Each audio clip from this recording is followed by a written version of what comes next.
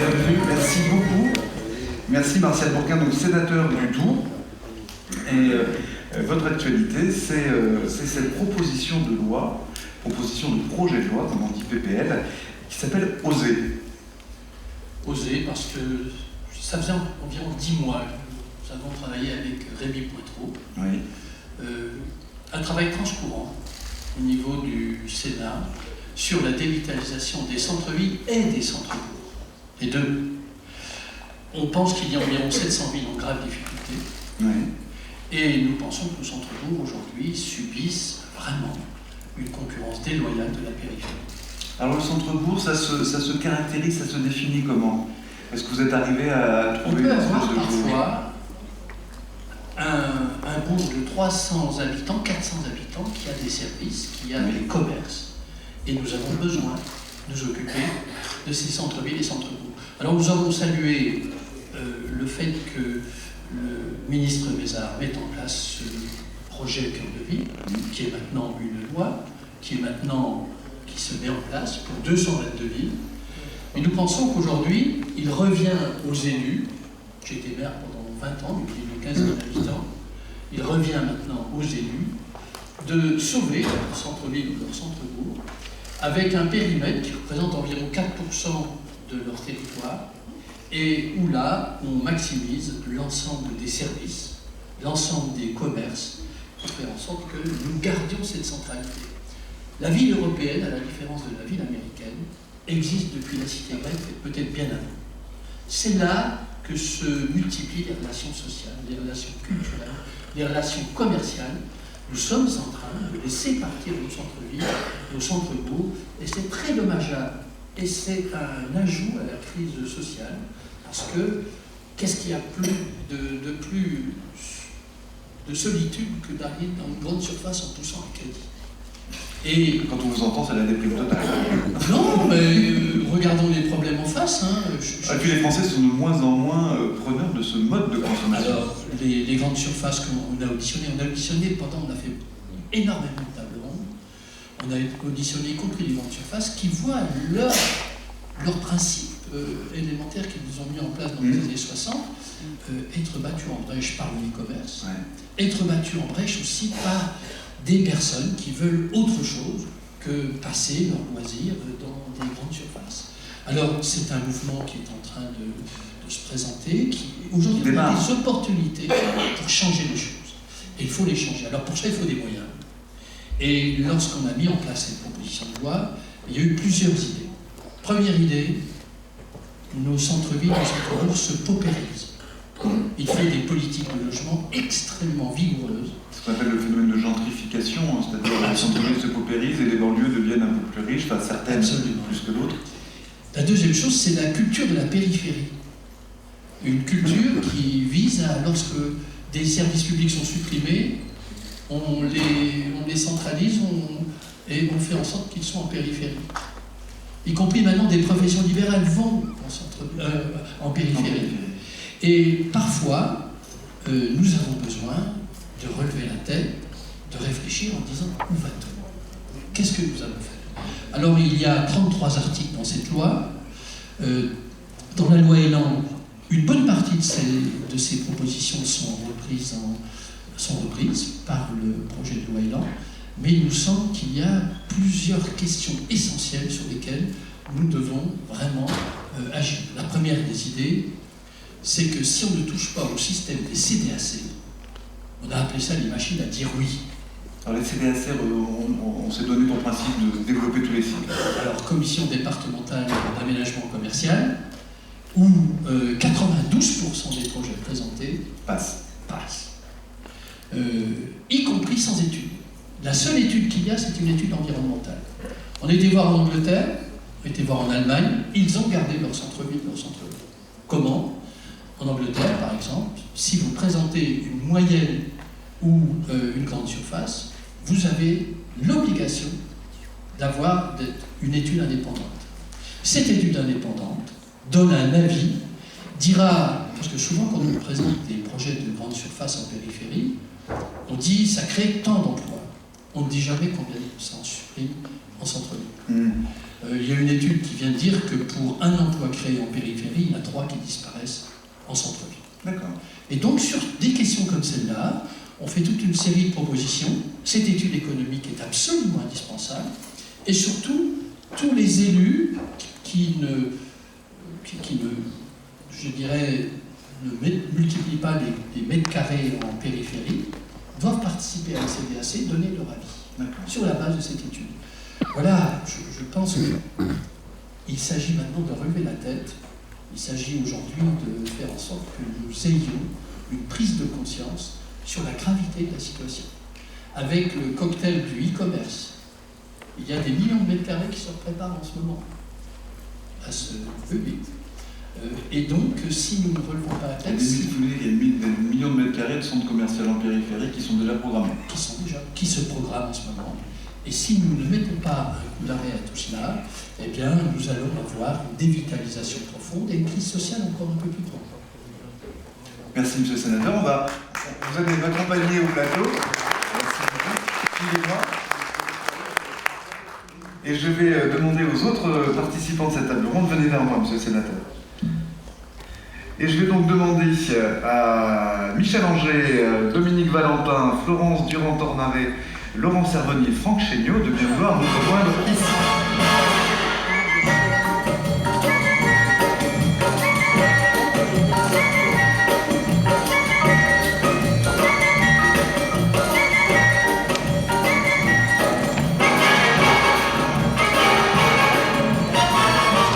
Bienvenue, merci d'être avec nous. Merci à Michel Anger. Alors, sénateur, vous avez vu le modèle Shawinigan hier, vous avez entendu cette revitalisation par l'entrepreneuriat. Alors, on entend à la fois la nécessité dans vos propos de protéger, d'abord, d'arrêter finalement l'hémorragie. Mais on voulait justement faire un petit focus en complément de ce qu'a partagé avec nous Michel Anger hier sur le modèle Shawinigan et le rôle du DigiHub, effectivement, dans la revitalisation d'un territoire dont on a compris que finalement il était juste en danger de mort en 2009. Alors, bon début d'avant-midi à tous et à toutes. Alors oui, effectivement, on a parlé hier un peu de la revitalisation, de la reconversion économique de la ville de Shawinigan en misant sur des créneaux de diversification qui permettaient à notre jeunesse de demeurer en région. Évidemment, on a parlé pendant toute la journée d'hier de l'importance d'être connecté à haut débit et à très haut débit. C'est évidemment ce qu'on a fait au Centre d'entrepreneuriat. Et d'ailleurs, j'ai peut-être un petit vidéo qui peut peut-être vous permettre probablement de bien saisir à quoi ressemble le fameux DGA des centres d'entrepreneuriat.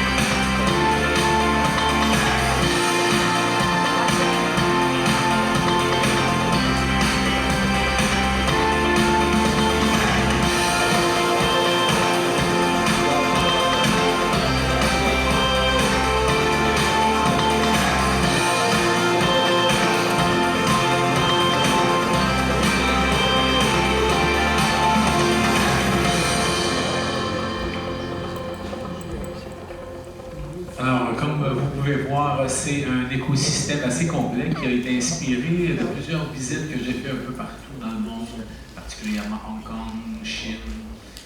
On est allé également du côté de la Belgique, de l'Allemagne, donc plusieurs endroits où on a mis en place cet écosystème, où on rassemble un certain nombre d'entrepreneurs au même endroit. Et avec ces entrepreneurs-là, en fonction de pôles très spécifiques, nous les mettons tous dans le même bain finalement. Et le DGA, qui est une équipe de 5 personnes, s'organise pour trouver des contrats avec les musées canadiens, avec le gouvernement du Québec, etc. Et ces entreprises-là, plutôt que de se compétitionner, collaborent entre eux et réussissent à se développer. Alors, ce que ça a donné comme impact, c'est que nos jeunes qui sont partis vers l'extérieur, vers les grands centres comme Montréal et Québec, reviennent chez eux, reviennent en région. On attire même des jeunes qui n'étaient pas de la région. Et cet écosystème permet justement à ces jeunes de réaliser leurs rêves en leur vendant ce qu'il y a de mieux. Alors, la ruralité, la nature, l'espace, les grands lacs, la tranquillité. Parce qu'on sait que les jeunes d'aujourd'hui, contrairement à des gens de ma génération où le travail était la priorité des priorités, eux, ce qu'ils veulent d'abord et avant tout, c'est une famille en sécurité, dans un endroit sans trafic. Et c'est ce qu'on leur offre du côté de Shawinigan. Et je peux vous assurer jusqu'à maintenant que ça fonctionne relativement bien. C'est une ancienne cotonnerie qui était désaffectée depuis 30 ans. Et inspirée par Charleroi en particulier, où on l'a complètement transformé, 14 000 mètres carrés d'espace, 7 000 en numérique en haut, 7 000 en bas en économie traditionnelle. C'est plein craqué. On a de la difficulté maintenant à se faire de la place parce que c'est un système d'incubation et d'accélération qui permet aux jeunes, quand ils ont terminé leur stage, si on veut, quand ils ont terminé leur processus des premières années, et on tente autant que possible de les relocaliser à l'intérieur de la ville ou dans les municipalités avoisinantes pour laisser la place à d'autres qui arrivent et ainsi de suite. Alors, le gouvernement du Québec nous a reconnus comme étant le système d'innovation du Québec. Il nous a confié le rôle, la responsabilité d'être le pôle national qui vont inspirer les autres régions du Québec, incluant Montréal et Québec. Alors, c'est la Shawinigan qui est le pôle national et il a créé 18 pôles régionaux. Et il souhaite éventuellement pas faire des DGA partout, mais qu'on s'inspire en fonction des réalités de chacune des régions, que grâce au numérique qui est transversal, mais surtout à l'écosystème qui permet à des jeunes de bien se développer, de pouvoir justement demeurer et rester en région. Alors, évidemment, ça prend du débit. On l'a dit hier, ça prend du débit du haut débit. Demeurer, rester en région et consommer en région. Parce qu'aujourd'hui, 250 personnes travaillent à l'IGF aujourd'hui, sont hébergées dans cet outil-là. On pourrait dire, il faut peut-être mieux ouvrir des IGF que des centres commerciaux en périphérie.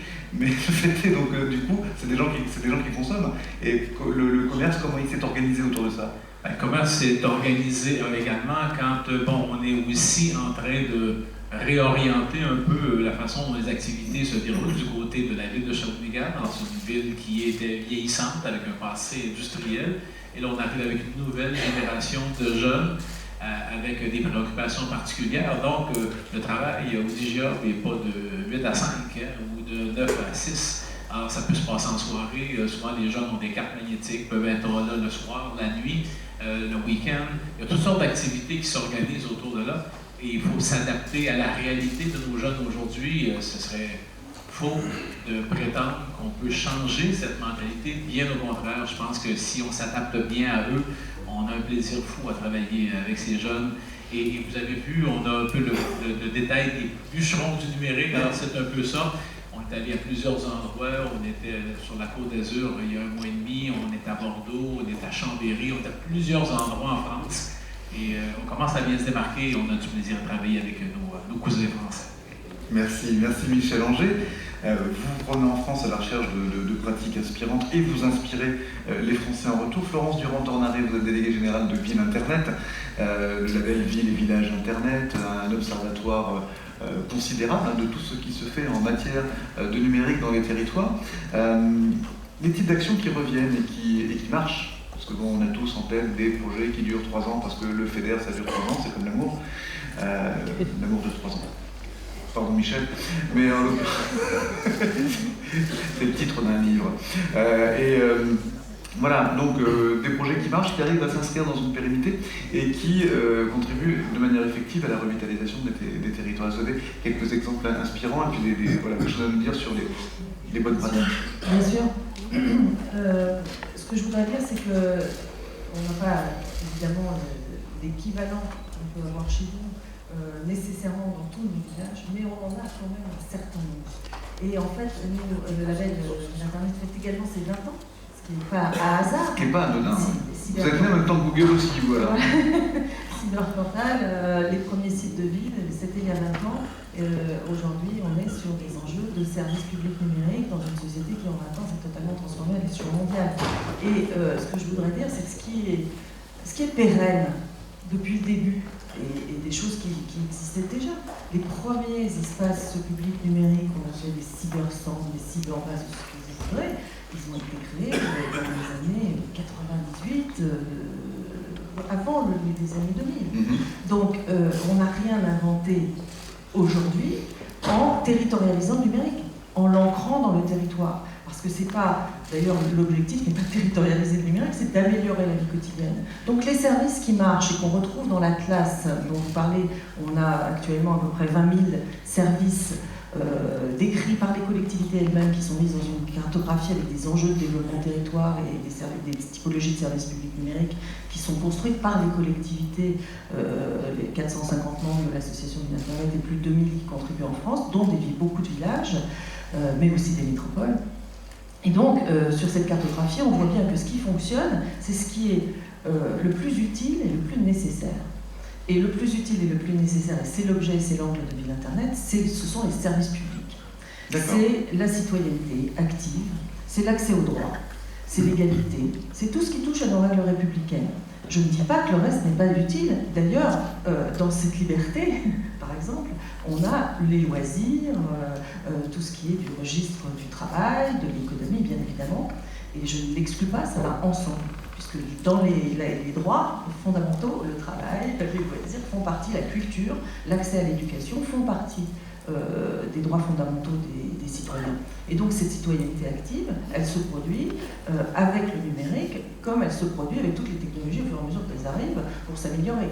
Donc c'est notre approche, et je pense que c'est une approche qui est maintenant, qui revient un petit peu au bout du jour, après une phase extrêmement suiveuse des mouvements marchands américains notamment. Je ne les critique pas, c'est un fait, constaté par nos chercheurs. Il y a une réappropriation politique aujourd'hui. Et aujourd'hui, je pense qu'il y a un retour, on le voit. Moi, j'étais extrêmement encouragée par les discours d'hier, tous les discours de nos grands politiques, mais pas uniquement les ministres, mais également les députés, etc. Monsieur le sénateur, que je remercie aussi pour cette dynamique, cette conscience que vous nous amenez aujourd'hui, du réel, tout simplement, de vivre bien et d'arrêter cette espèce de furie que le numérique a encouragée. Donc à Ville Internet, c'est ça qu'on essaye de porter notamment. Et on a une autre conviction, c'est que ceux qui portent ça, ce sont les élus locaux. Alors nous faisons partie, en tout cas avec les universitaires, les membres du conseil d'administration, etc., de ceux qui portons l'idée que 500 000 élus locaux, c'est 500 000 citoyens actifs, garants de la démocratie dans les territoires grâce au numérique.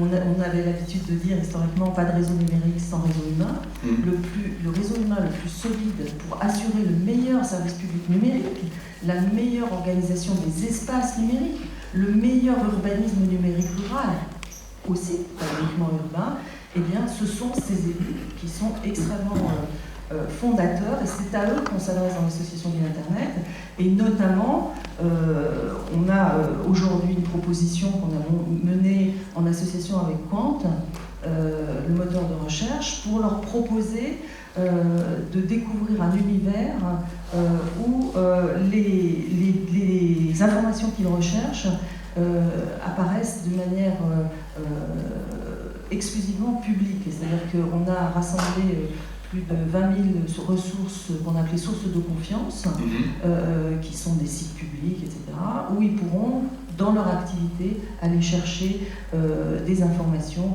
en toute sécurité, puisque tout le monde peut aller voir sur le stand de Quant, notamment les qualités de ce moteur de recherche qui protège la vie privée.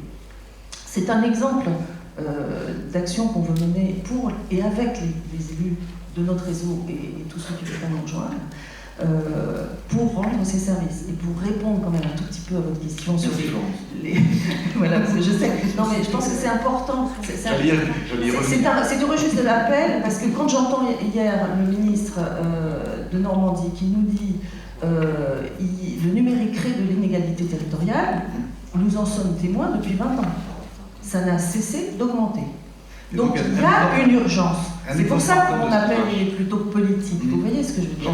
Et parmi les services, j'avais parlé de l'accès au droit, donc tous les services publics, administratifs, tout ce qui va donner de la citoyenneté aux personnes.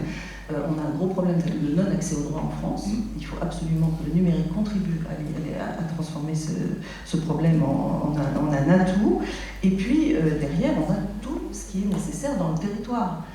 À savoir la gestion des déchets, le numérique dans les villages. Aujourd'hui, on a beaucoup d'exemples de villages qui utilisent le numérique. Alors, je ne vais pas décrire, les exemples sont visibles dans la classe ou ailleurs ou ici. Je pense qu'il y a donc tout ce qui touche à l'environnement, il y a tout ce qui touche à l'éducation, à la culture, à l'accès à la culture, et bien sûr le déploiement d'un nouvel urbanisme, notamment en ruralité et dans les centres-villes, parce que je précise que sur les 222 villes qui sont identifiés dans le programme Action Cœur de Ville, 178 sont labellisés Ville Internet, ce qui signifie, on en est content, c'est pas pour ça que je le dis, mais ça signifie qu'il y a bien une réalité du numérique dans les territoires qui doit être portée comme une solution pour les problématiques que vous évoquiez.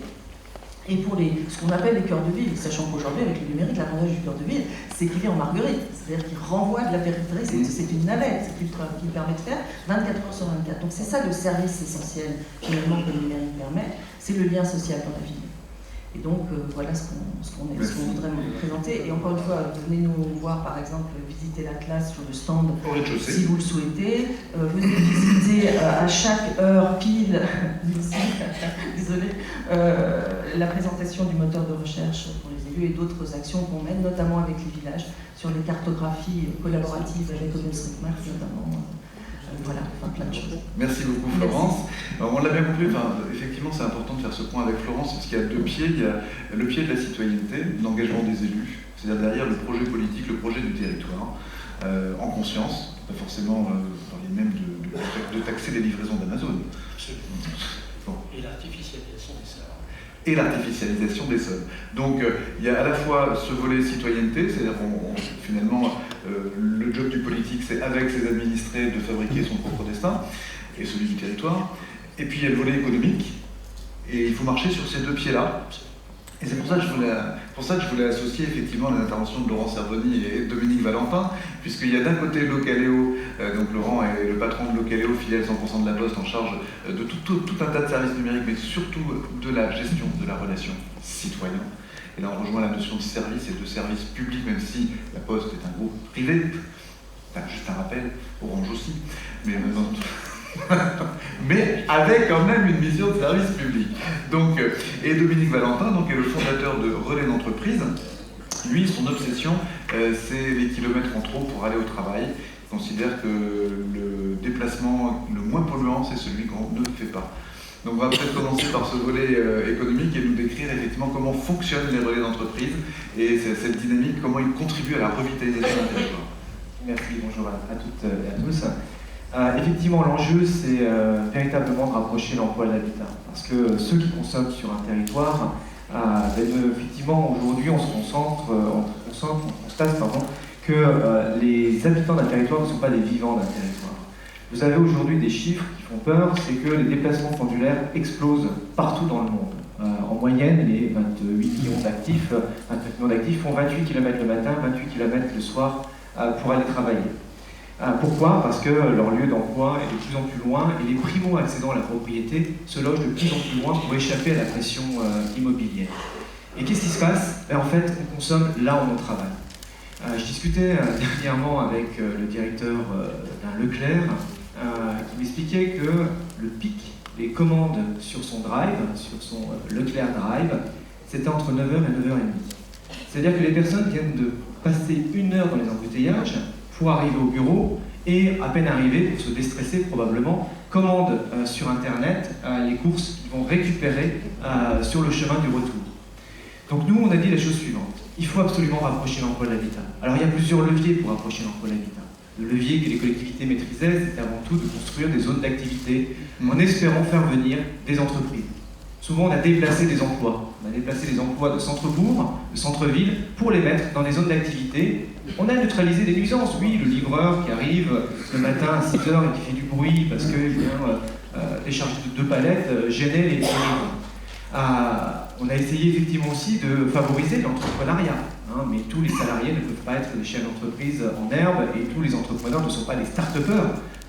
Et on a aujourd'hui beaucoup d'entrepreneurs qui, faute de souvent d'autres choses, travaillent à domicile et se sentent un peu isolés.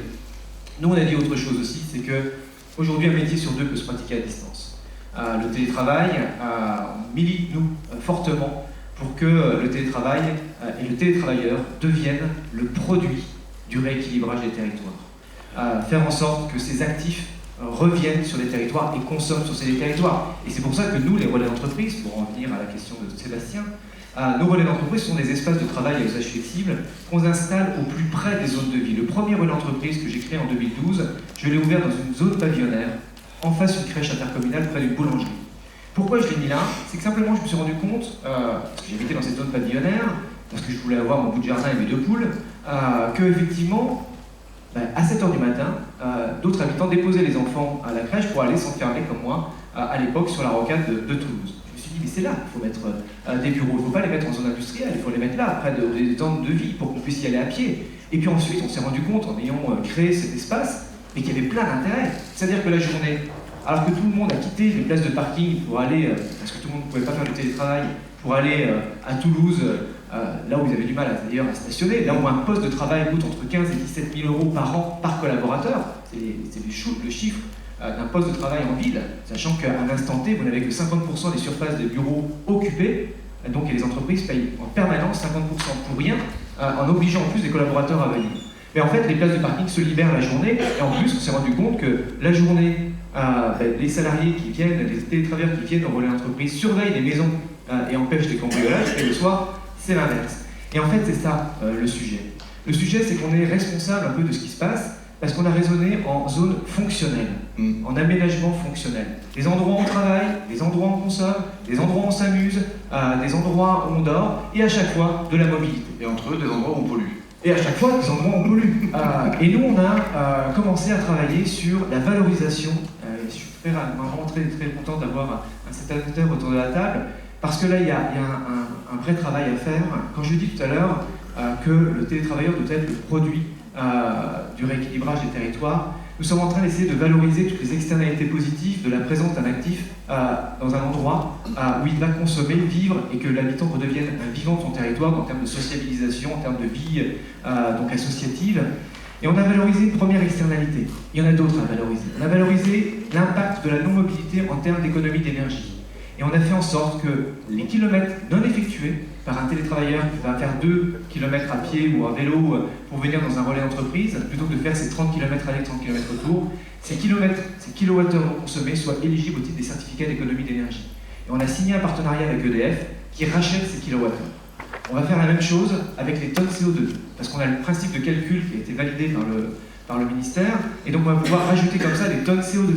Et voilà, et c'est toutes ces petites externalités qu'on va pouvoir valoriser de telle sorte à ce que le loyer qui sera proposé par le gestionnaire d'un relais d'entreprise, d'un tiers-lieu, soit en grande partie couvert, non pas par l'entreprise qui supporte déjà des bureaux en centre-ville, de métropole, et qui ne pourra pas forcément réduire encore sa surface, même s'il y a une vraie tendance aujourd'hui à ce qu'on appelle le derenting.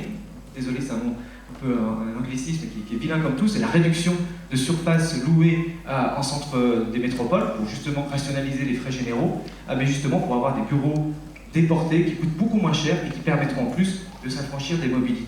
Donc faire en sorte effectivement d'avoir des espaces multifonctionnels qui évitent les déplacements, et on est en train de réfléchir d'ailleurs à des espaces hybrides en fonction bien sûr de la typologie des territoires. On ne peut pas avoir un modèle unique en fonction du périurbain, du semi-rural, de l'ultra-rural et de l'ultra-rural avec attrait touristique ou de l'ultra-rural sans attrait touristique. On a une jeune docteure qui est en train de faire une thèse sur le sujet, sur la caractérisation des territoires. Et sur un ultra-rural où on manque de serviciels, on est en train d'imaginer, avec notamment comptoirs de campagne qui installent des mini-épiceries dans les territoires ruraux, des lieux un peu hybrides avec des espaces de travail, avec des espaces de consommation pour justement avoir un modèle économique qui soit pérenne, où le gestionnaire du lieu, alors ne sera pas forcément un animateur d'incubateur à start-up, parce que ceux qui vont le fréquenter n'auront pas forcément besoin. Il sera une sorte de concierge de l'ensemble des services sur ce territoire. Merci Dominique, on entend que Monsieur le Sénateur, à l'artificialisation des sols, eh bien, Dominique nous répond par l'artificialisation des mouvements. Tous ces mouvements inutiles. C'est une question qui est à la une de l'actualité aujourd'hui. On parle beaucoup d'émissions, mais la question environnementale, l'empreinte carbone, est une question essentielle. Et on se rend compte qu'on a besoin d'une mutation culturelle. Mutation culturelle, y compris dans notre conception de la vie, dans notre conception du territoire. Pourquoi mutation culturelle? La charte d'Amiens a été appliquée de façon parfois catastrophique. C'est quoi la charte d'Amiens? Mais c'est un ensemble, d'architectes. Des villes nouvelles et tout ça? Des villes nouvelles qui ont travaillé et qui ont zoné les espaces. Et les deux interventions qui viennent de se produire nous disent qu'il faut revoir en profondeur et faire en sorte que dans un territoire, on puisse y vivre, on puisse y travailler et surtout essayer de faire baisser cette empreinte carbone qui devient catastrophique. Vous vous rendez compte ce qui est en train de se passer au niveau du réchauffement climatique? Si on ne change pas notre culture, inévitablement, les mêmes effets les mêmes causes vont produire les mêmes effets. Et je crois que c'est Saviez qui disait on déplore souvent les effets, mais on adore les causes. Et donc, les élus vont devoir, à un moment donné, sur des questions essentielles, veiller à ce qu'on zone. Moi, je suis maire d'une ville depuis une vingtaine d'années, je l'étais encore il y a quelques mois. J'ai une entreprise de 1000 salariés. On me disait, mais pourquoi tu ne la mets pas en zone? Et moi, je n'avais pas envie de la mettre en zone. Des gens venaient à pied, à vélo, dans cette usine, et elle continue à se développer, elle se modernise, et il faut faire en sorte que dans nos villes, dans nos villages, faisons attention. Dans la ruralité, on parle des services, parlons de l'industrie aussi. L'industrie, c'est une question essentielle pour garder nos bons ruraux. Parce que souvent, c'est ce qui permet d'avoir un ancrage extrêmement fort. Quand ces entreprises et l'industrie disparaissent, inévitablement, on sent une population qui s'en va. Michel Anger connaît bien ça. Voilà. Laurent Serboni, on a évoqué effectivement les aspects économiques. Sur la citoyenneté, justement, sur les services au public, aujourd'hui, le Caléo, quel est votre positionnement? Quelle est l'offre que vous faites à ces territoires qui ont besoin de services publics mais ne peuvent pas les avoir tous? On a vu les perceptions s'en aller, on a vu un certain nombre de choses qui font râler dans les territoires, évidemment. Donc, comment vous travaillez avec le Caléo sur ce volet-là? Merci Sébastien. Si Dieu permet, je vais élargir un petit peu parce que, vu ce qui a été dit jusqu'à présent, c'est vrai qu'on a bien compris que l'ancrage local, la présence des services sur le territoire est quelque chose d'important, c'est un enjeu, et justement la Poste, puisque le Caléo est une filiale de la Poste, a un objectif qui est d'essayer d'allier justement la présence physique et le numérique. Et la Poste, historiquement d'ailleurs, a ce rôle un peu social et cet ancrage local qu'elle prolonge dans les services qu'elle essaye de développer. Le Caléo, on va en parler, en est un exemple, mais la Poste, par exemple, a développé un service qui s'appelle Veiller sur mes parents, qui permet d'être au plus près des citoyens pour aller s'assurer de la bonne santé ou de la façon dont les membres de sa famille s'ils sont toujours autonomes, etc.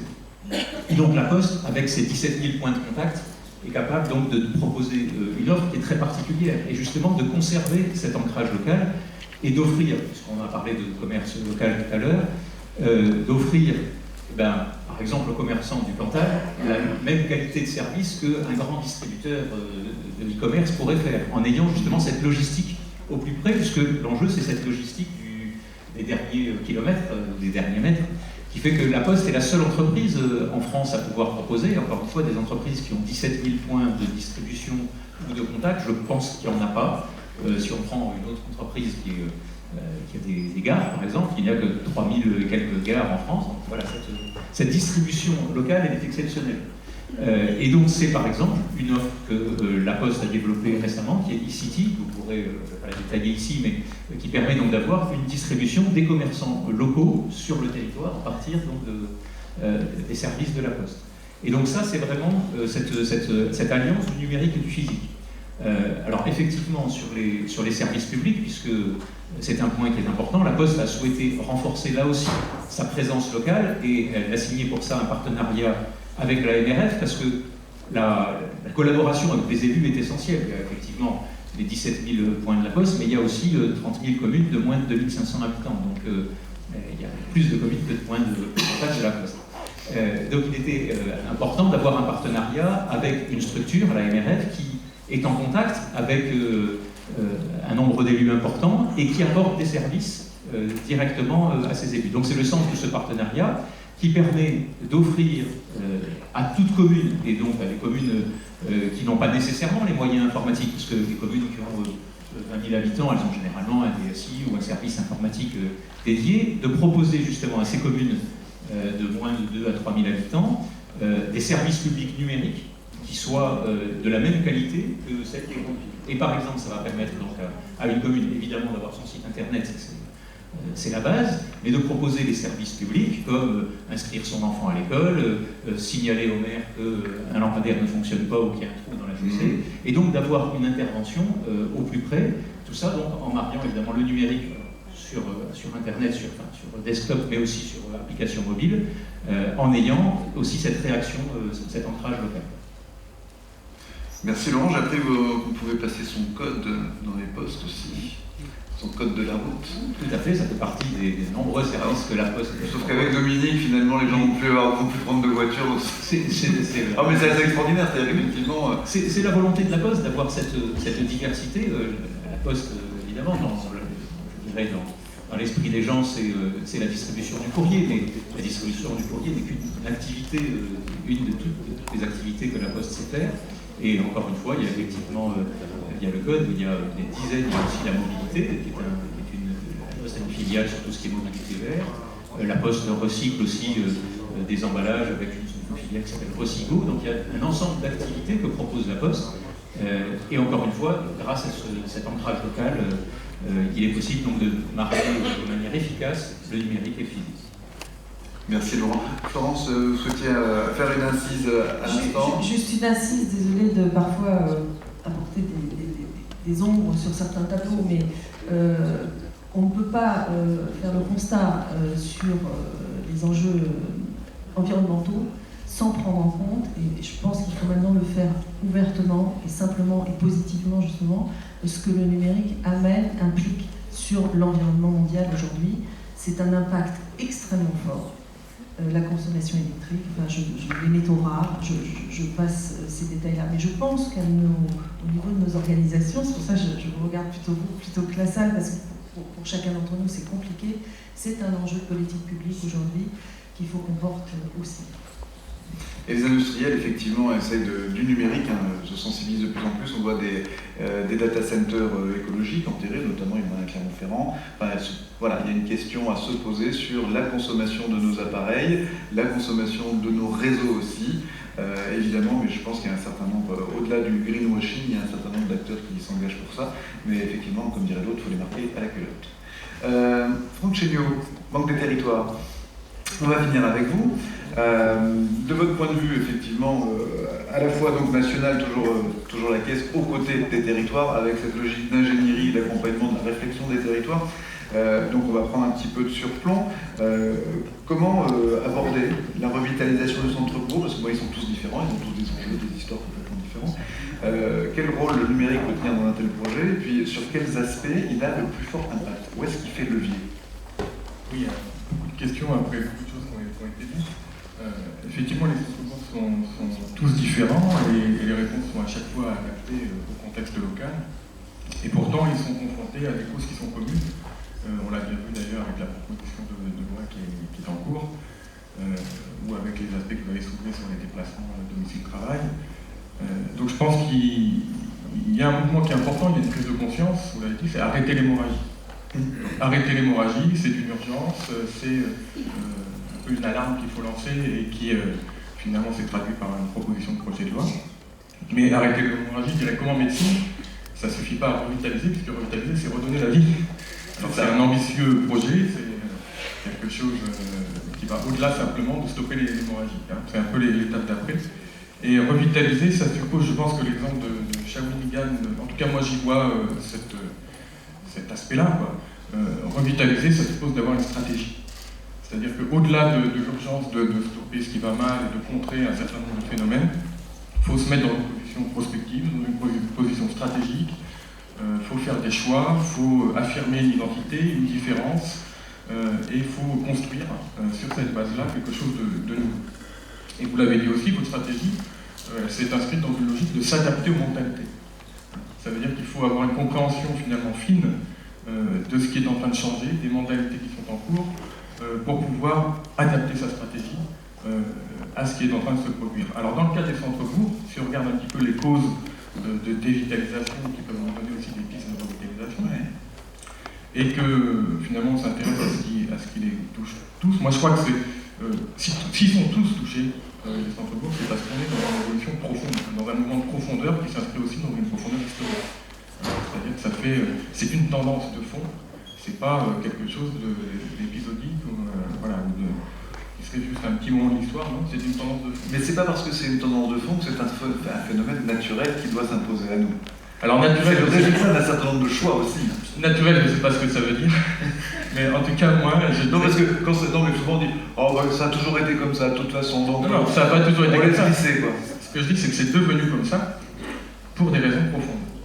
Des raisons profondes qui ont attrait à l'évolution de nos modes de vie. Ouais. Voilà. Vous l'avez aussi bien décrit en disant, moi, je veux mon bout de jardin et mes 2 poules pour élever mes enfants peut-être près de la nature. Voilà. C'est quelque chose qui est profond dans la société. Il y a cette aspiration-là, qui d'ailleurs revalorise complètement les campagnes, les territoires ruraux, leur redonne une attractivité résidentielle. Donc ce qu'on voit, c'est que ces modes de vie ont évolué et qu'en fait, ils ont construit des parcours qui ont mis les centres à l'écart. Ouais. Voilà. Donc ces parcours, ils sont à la fois résidentiels, commerciaux, d'accès aux services, touristiques, voilà, j'en oublie peut-être. Hein. Mais donc c'est en comprenant bien comment ces modes de vie ont bouleversé les parcours qui s'inscrivent dans le territoire qu'on peut reconstruire des stratégies.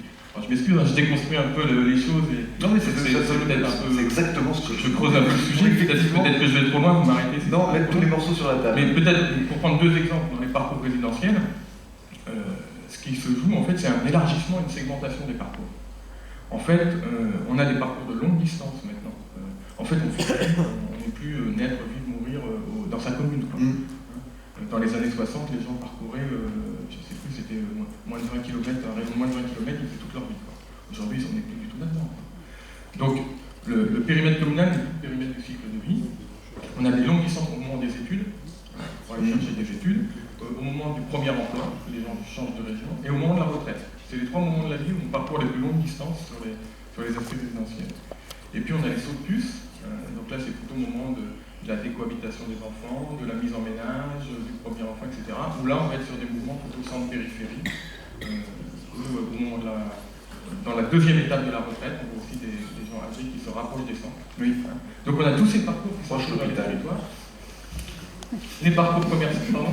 Proche l'hôpital. Si possible. Voilà. On a tous ces. Du point de vue des parcours commerciaux, ce qu'on voit, c'est qu'eux, ils se complexifient de plus en plus et qu'en plus, ils alternent du virtuel et du physique. C'est-à-dire qu'on a des étapes choix, achat, retrait, et sur chacune de ces étapes, il y a des alternatives physiques ou numériques qui se combinent pour arriver à des choses assez complexes, du genre je fais le choix sur Internet, je vais acheter en magasin et je me fais livrer à la maison. Ou alors je vais faire mon choix en magasin parce que je veux voir les choses, mais j'achète sur Internet et je vais le retirer dans un point de retrait. Voilà. Donc on est sur ces mutations-là, on est sur ces modes de vie-là.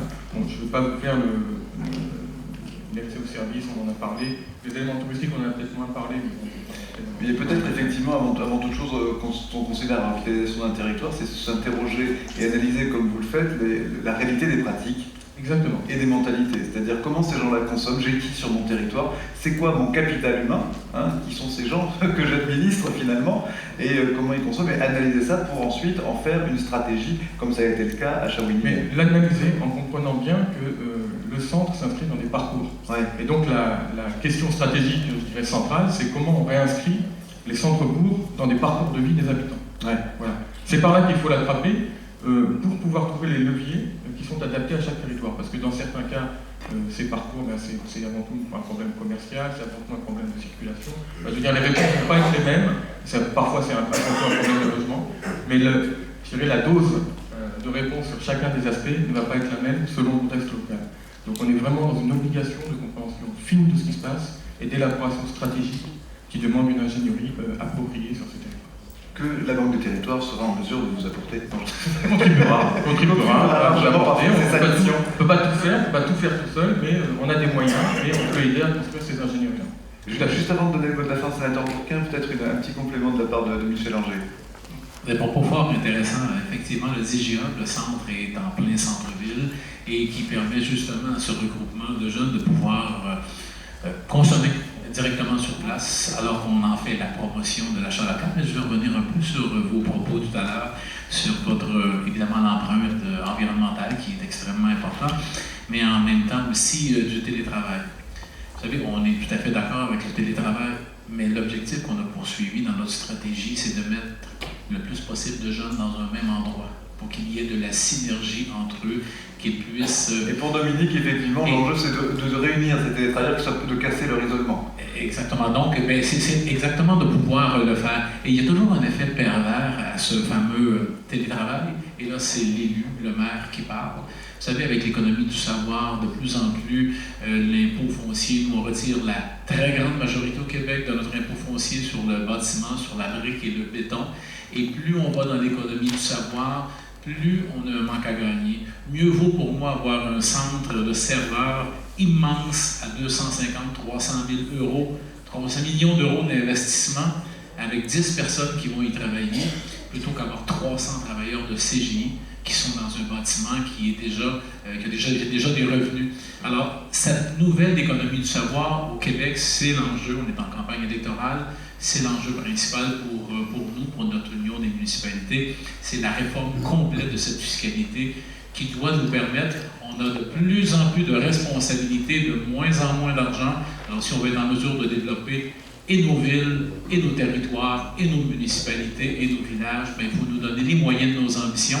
Et évidemment, le numérique est un pouvoir assez exceptionnel. Merci. Merci Michel. Une réaction avant la conclusion du sénateur Bourquin. Une réaction avec effectivement une inquiétude, et je comprends effectivement l'intérêt de regrouper sur un même lieu un maximum d'entrepreneurs pour créer une effervescence. Mais attention de ne pas recréer des centralités qui génèrent des flux importants. La zone d'influence, on l'a vu, la zone d'influence d'un relais d'entreprise, d'un tiers-lieu en milieu rural est très courte. Elle est de 10-15 minutes, parce qu'on répond à une problématique de mobilité. Et en fait, on a, nous, pu déployer un modèle de petits lieux d'hyper-proximité, avec 2-3 bureaux qu'on va réhabiliter dans un ancien commerce qui a fermé, justement, un ancien presbytère, enfin bref, qu'importe, des lieux qui sont vacants dans les communes, et des lieux un peu plus majeurs où certains entrepreneurs, eux, viendront plus facilement pour y trouver du service, mais aussi que le service puisse être, entre guillemets, déplacé vers des entrepreneurs qui ne veulent pas et qui ne peuvent pas se mobiliser, enfin bouger vers ces espaces de centralité. Et après, sur la fiscalité, je pense que vous aurez effectivement une approche là-dessus. Il y a peut-être effectivement de la législation à envisager. La taxe sur la valeur ajoutée, qui est aujourd'hui versée là où effectivement les entreprises se situent. Nous, si on dit la chose suivante en termes d'externalité, si on pouvait valoriser cette CVAE donc, au prorata de la présence d'un actif là où il travaille et non pas là où il est affecté, un télétravailleur qui reste à 30-40 km dans un territoire rural pourrait contribuer fiscalement à rééquilibrer ces flux financiers qui sont aujourd'hui concentrés sur des bourgs, centres. Et donc c'est pour ça qu'il faut travailler sur une logique de maillage, de cohérence, de réciprocité, ce que commencent à faire les métropoles, les grandes métropoles qui ont pris conscience qu'elles ne pourraient pas se développer sans le développement harmonieux également des territoires ruraux. Et moi je dis toujours, la réponse à la problématique des mobilités et des saturations des rocades que constatent les grandes métropoles, on ne trouvera pas les solutions avec de la mobilité. Et j'étais intervenu la semaine dernière sur RMC, je finirai là-dessus, parce qu'il y avait le directeur général de l'ADEME qui était là et qui abordait les réponses, la problématique des mobilités avec des réponses urbaines, qui parlaient du kilomètre vélo, qui parlait du covoiturage, mais le kilomètre vélo, les 28 km que vous faites le matin et le soir, vous n'allez pas les faire en vélo. Donc il faut effectivement avoir une offre un peu différenciée par rapport à ça. Merci. Marcel Bourquin, mot de la fin. Je pense qu'il y a deux aspects qui sont essentiels si on veut revitaliser nos centres-villes et nos centres-bourgs. La première question, c'est la question de la fiscalité. Essentielle. Fiscalité aujourd'hui parce qu'il est beaucoup plus cher d'avoir un commerce dans un centre-ville que de l'avoir à la périphérie. Pourquoi il y a eu cet tel engouement sur l'étalement urbain? C'est les terrains qui sont peu chers.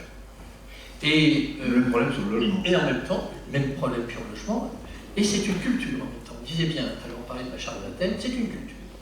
Aujourd'hui, quand on faisait, enfin, dans les 20 dernières années, 30 dernières années, quand on faisait une ville, on la faisait par étalement. Et non pas en densité dans le cœur de ville. Et si, déjà culturellement, il faut que les élus, mais aussi les agences d'urbanisme, mais aussi l'État, fassent à l'évolution culturelle sur ces questions. Là, il y a un changement considérable concernant les a priori sur l'aménagement urbain. La deuxième chose, c'est la fiscalité. Si on ne change pas la fiscalité, les mêmes causes produiront les mêmes effets. Et changer la fiscalité, c'est quoi? Par exemple, regardez, on faisait des zones franches, toujours à la périphérie. Et là, parfois, ces zones franches n'ont pas amené d'emploi industriel, très peu d'emplois de service. Par contre, ça a déplacé toutes nos professions libérales. Moi, j'avais un cardiologue qui me disait « j'ai gagné une Ferrari sans rien faire dans cette affaire ». Ça ne servait à rien. C'est la fiscalité qui est jetée par les fenêtres. Au contraire, il faut maintenant qu'on arrive à faire baisser la fiscalité dans les centres-villes. Alors comment la faire? Il y a la taxe com, dans la proposition de loi, on dit peut-être augmenter en périphérie, mais la baisser considérablement en centre-ville. La rééquilibrer. La question des normes, aussi la question des normes en centre-ville, qui sont extrêmement lourdes, coûteuses. On a rencontré des grandes surfaces qui restent encore en centre-ville. Et ils nous disent quand on répare simplement un magasin en centre-ville, ça nous coûte 2 fois et demi le prix que ça nous coûte en périphérie. Alors, c'est toutes ces questions. Et la dernière chose, c'est la maîtrise du foncier. Un élu qui ne maîtrise pas son foncier ne pourra pas avoir de projet urbain. Et la maîtrise du foncier, ça veut dire qu'il y a des EPF derrière les communes, mais surtout dans ces périmètres osés, c'est-à-dire osés, ça veut dire opération de sauvegarde, de revitalisation de centre-ville. Eh bien, il faut donner des pouvoirs nouveaux aux maires pour qu'ils puissent, à un moment donné, faire avoir une réserve foncière importante pour mettre en place du parking, pour mettre en place, reprendre des usines, des friches industrielles, pour en faire des projets culturels, des projets économiques, pour que... Alors c'est tout ça c'est un enjeu considérable, et la fiscalité locale doit changer, et la fiscalité aussi environnementale. Sachez bien que dans les appels d'offres, avec les 2 dernières directives européennes de 2014-2015, la question de l'empreinte carbone nous permet de choisir beaucoup mieux, pas seulement en fonction du prix, mais en fonction de l'empreinte carbone. Servons-nous de tous ces outils, mais surtout engageons ce vaste combat, parce que nos centres-villes et nos centres-bourgs sont le sel de la vie, c'est quand même la vie européenne, c'est la cohésion sociale qui est en cause, et si nous ne prenons pas à bras-le-corps ce combat, inévitablement, nos centres-villes, nos centres-bourgs vont se dévitaliser, et nous ajouterons de la crise à la crise. Merci, monsieur le sénateur. Ce sera le mot de la fin. Pardon, une invitation pour le Québec. Je vous propose d'applaudir nos